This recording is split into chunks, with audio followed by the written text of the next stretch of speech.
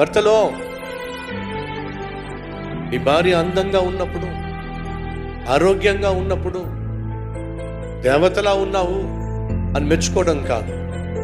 భార్య ఆరోగ్యం ఒకవేళ బాగులేకపోయినా, ఆకారం ఒకవేళ కోల్పోతున్నా, ఒకవేళ బరువు పెరుగుతున్నా, అనారోగ్యాన్ని బట్టి బక్కచిక్కిపోతున్నా, నువ్వు అనుకున్నంత అందంగాను ఆకారంగాను ఉండకపోయినా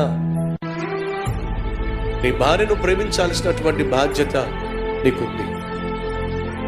కానీ ఈరోజు భర్త భార్య ఆకారాన్నే ప్రేమిస్తున్నాడు, అందాన్నే ప్రేమిస్తున్నాడు, కానీ భార్యను భార్యగా ప్రేమించలేకపోతున్నాడు. దయచేసి గమనించండి.